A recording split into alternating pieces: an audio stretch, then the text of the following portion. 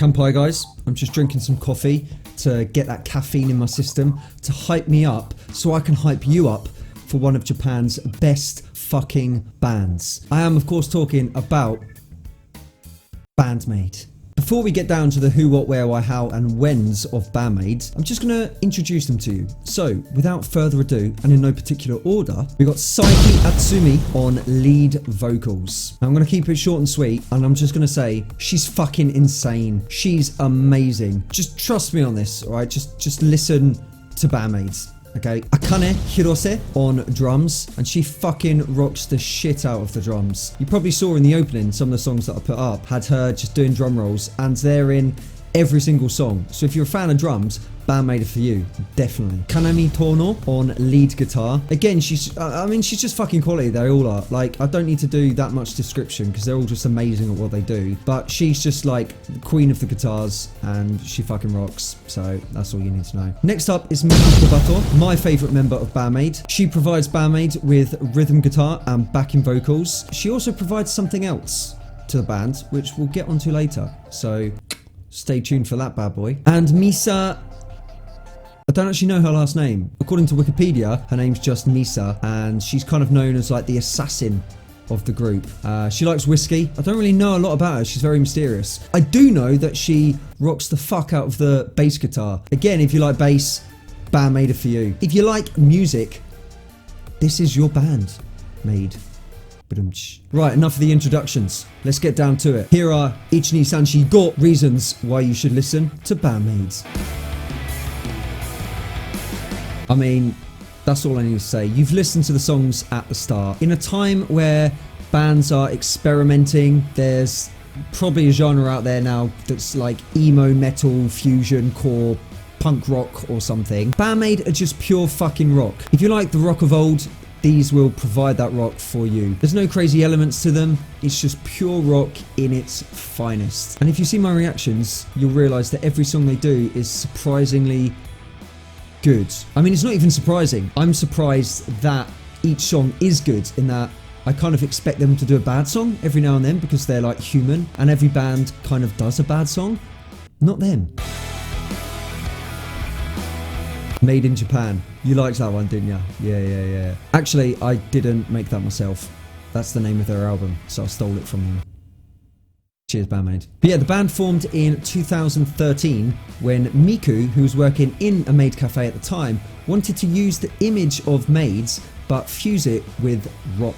Miku then met Kanami online and Kanami, who was a singer-songwriter at that time, often used Akane as the drummer, so those three kind of grouped up together, and that was kind of the start of BAND-MAID.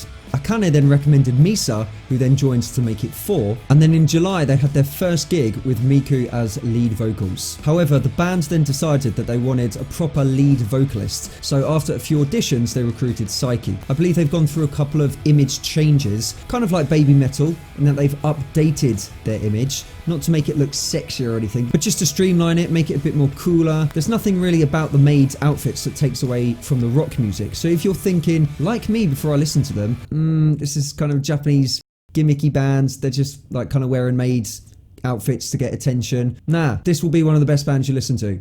Hands down. Trust me. For this next part, I just want to read lyrics from a song on their second album. And you'll kind of understand what I mean when I say that their lyrics have developed. You ready for this? You make me so wet, I always get what I want.